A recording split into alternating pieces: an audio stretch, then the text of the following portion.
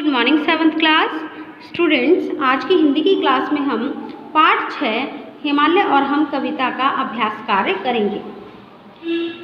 प्रश्न ख है बच्चों, दी गई पंक्तियों की संदर्भ सहित व्याख्या करो।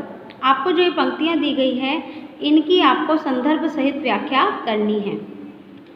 उत्तर है बच्चों संदर्भ। सबसे पहले हम ये जानेंगे कि संदर्भ में हम क्या लिखते हैं। तो बच्चों सबसे पहले हम संदर्भ में हमारी पाठ्य पुस्तक का नाम लिखते हैं, उसके बाद पाठ का नाम लिखते हैं और उसके बाद कवि का नाम लिखते हैं जिन्होंने ये कविता लिखी है।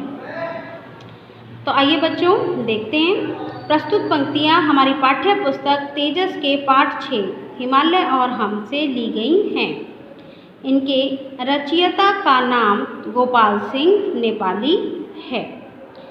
देखिए बच्चों उसके बाद आती है व्याख्या। तो सबसे पहले पहली पंक्ति में दिया गया है बच्चों आपको अंबर में सिर पाताल चरण। इस पंक्ति में कवि यह कहना चाहते हैं कि इस हिमालय को देखकर ऐसा प्रतीत होता है, ऐसा लगता है कि जैसे इसकी चोटी अंबर मतलब आसमान से मिल रही हो और इसके पैर पाताल से मेल खा रहे हों। अब दूसरी पंक्ति देखिए बच्चों, मन इसका गंगा का बचपन। इसमें कवि ये कहना चाहते हैं कि जिस प्रकार गंगा इतनी पावन, इतनी पवित्र और इतनी निर्मल है, उसी प्रकार हिमालय भी बहुत निर्मल है। जिस प्रकार हम बचपन में बहुत ही ज़्यादा युवा होते हैं, जवान होते हैं, ठीक उसी प्रकार ये पर्वतराज हिमालय भी है। तीसरी पंक्ति देखिए बच्चों, तन वरण वरण मुख निरावरण।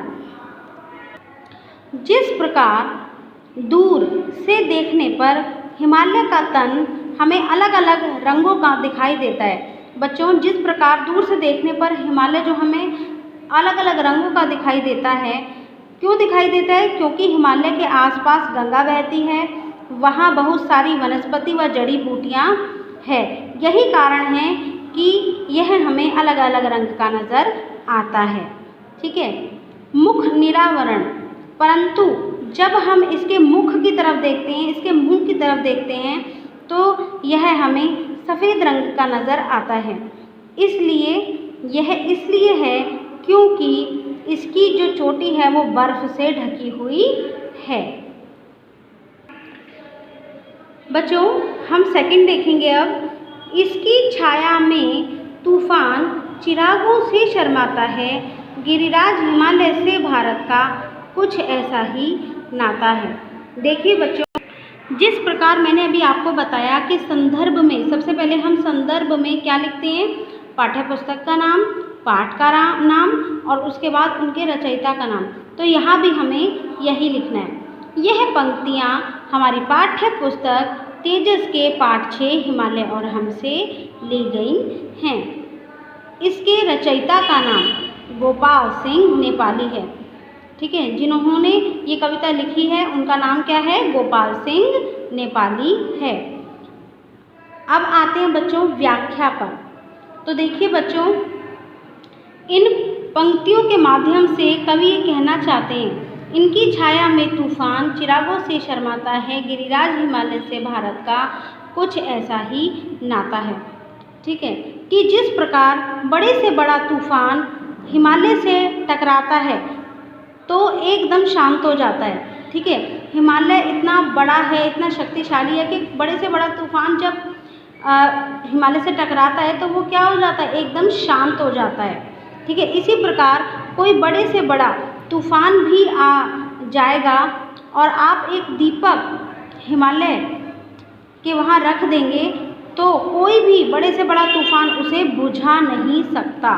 ठीक है, यहाँ पर चिरागों से शर्माता है।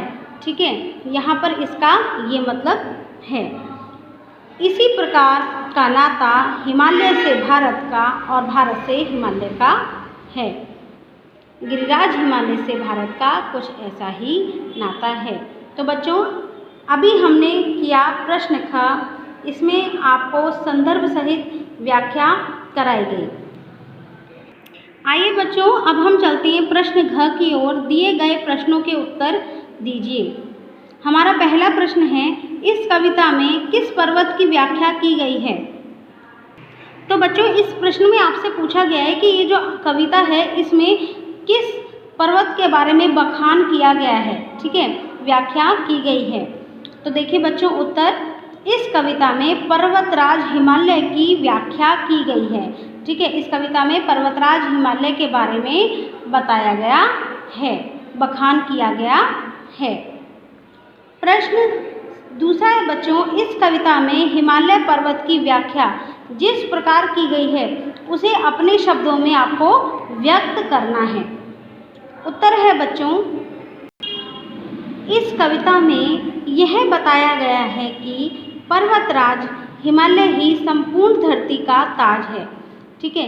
जो हिमालय है वो ही संपूर्ण धरती का ताज है। इसकी चोटी बहुत ही ऊंची है। दूर से देखने पर ये अलग अलग रंगों की दिखाई प्रतीत होती है, मतलब कि दिखाई देती है। हिमालय की गोद में गंगा बहती हैं, इसलिए वहाँ की ज़मीन भी बहुत उपजाऊ है। इसलिए वहाँ पर जो है बहुत ही ज़मीन उपजाऊ है, इसलिए वहाँ पर खेती भी बहुत अच्छी होती है। वहाँ पर वनस्पति जड़ी बूटियाँ बहुत होती हैं। सूर्योदय की पहली किरण जब हिमालय पर पड़ती है तो यह और भी ज़्यादा निखर जाता है। जब बच्चों सूर्योदय होता है और सूर्य की जब पहली किरण हिमालय पर पड़ती है तो हिमालय का जो रूप है और भी ज़्यादा निखर जाता है, हमें हिमालय और भी ज़्यादा सुंदर लगने लगता है, ठीक है।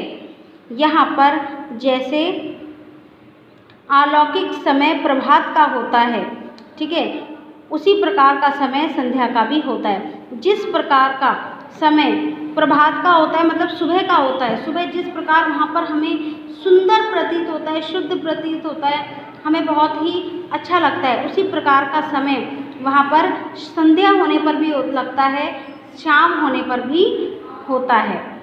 इसी धरती पर जितने भी लाल हैं, ठीक है, इस धरती पर जितने भी लाल हैं वो अपने हर सुख दुख को उदय अस्त की तरह अपनाते हैं। मतलब कि इस धरती पे जितने भी लाल हैं, लाल मीन्स यहाँ पर भारतवासियों के बारे में आपको बताया गया है कि यहाँ पर जितने भी लोग रहते हैं वो सुख दुख को उदय अस्त की तरह लेते हैं। मतलब कि सुख के बाद दुख आता है और दुख के बाद सुख, ठीक है, वो दुख में भी कभी हिम्मत नहीं हारते हैं। यहाँ पर आपको ये बताया गया है।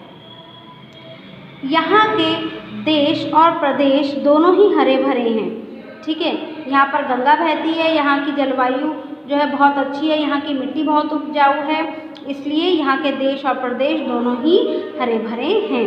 यहाँ का हर मौसम एक संदेश देकर जाता है।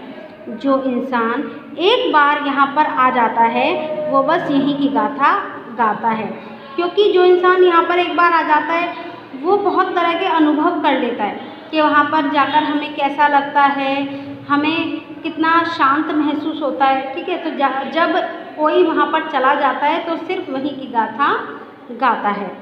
हिमालय पर्वत एक ऐसा पर्वत है जो बहुत ही अटल है, ना टलने वाला है, अडिग है, ना डिगने वाला है, वह अविरल है, मतलब कि अपनी जगह पर स्थिर रहने वाला है, कोई भी उसे अपनी जगह से हटा नहीं सकता है।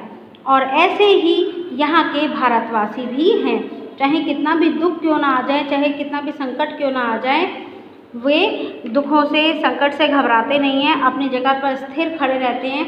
वो हर दुख को बहुत ही शांति से जो है उसका जो है निवारण करते हैं, ठीक है।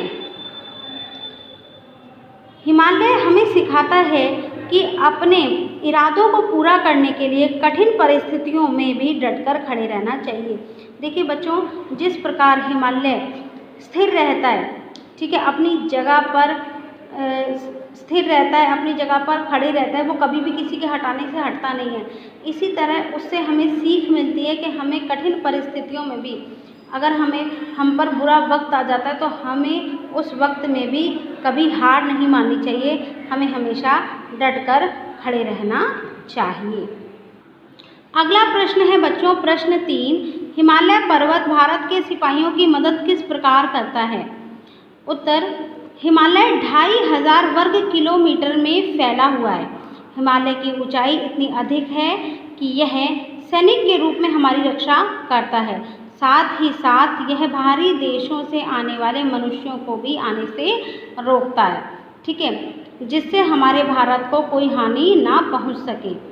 इसके साथ ही हिमालय में बहुत सी वनस्पतियां हैं जिनको ग्रहण कर भारत के सिपाही जिंदा रहते हैं और हमारी रक्षा करते हैं। देखो बच्चों, जो हिमालय के आसपास जितने भी जो सिपाही हैं, ठीक है, आपको पता है हिमालय पर जब हम उस स्थान पर जाते हैं ना तो वहाँ का तापमान बहुत ही ठंडा होता है, ठीक है, वहाँ पर रहना बहुत ही मुश्किल होता है, मगर भारत के जो सिपाही है वहाँ पर रहते हैं, ठीक है। वहाँ पर बहुत से फल होने के कारण, मतलब कि वनस्पति होने के कारण और उपजाऊ खेती होने के कारण, ठीक है, उन्हें क्या मिलता है, भोजन मिलता है, ठीक है।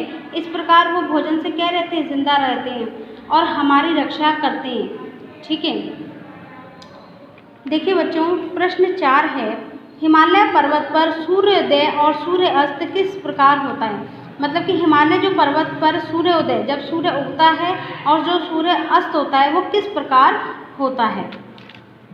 उत्तर देखेंगे बच्चों, जब सूर्य उदय होता है, जब सूर्य निकलता है तो सूर्य की पहली किरण जो है हिमालय की चोटी पर पड़ती है, जिससे वह और भी ज़्यादा निखर जाता है, और भी ज़्यादा सुंदर लगने लगता है।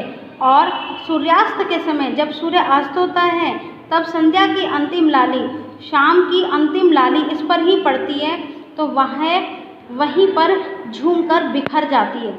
जब जो सूर्यास्त की अंतिम लाली हिमालय पर पड़ती है तो वह वहीं पर पड़कर ख़त्म हो जाती है, ठीक है। और उस समय का जो दृश्य होता है वो बहुत ही अद्भुत होता है। उस समय जो नज़ारा होता है वो बहुत ही अद्भुत होता है। जो एक बार उस नज़ारे को देख लेता है वो कभी उस नज़ारे को भूल नहीं सकता, वो हमेशा अपने माइंड में, हमेशा अपने दिमाग में जो है वो नज़ारा याद रखता है। देखिए बच्चों, आज हमने आपके पाठ 6 के प्रश्न उत्तर व प्रश्न ख किया। आज आपको ये काम आपकी नोटबुक में करना है और साथ ही साथ आपको रिवाइज भी करना है। और एक बात बच्चों, लाइव क्लास जब भी आपकी होती है तो सभी लाइव क्लास में सभी बच्चे लाइव क्लास को अटेंड करें, ताकि आपके जो भी डाउट्स होते हैं उन्हें टीचर ज़्यादा से ज़्यादा क्लियर कर सकें। Okay, thank you.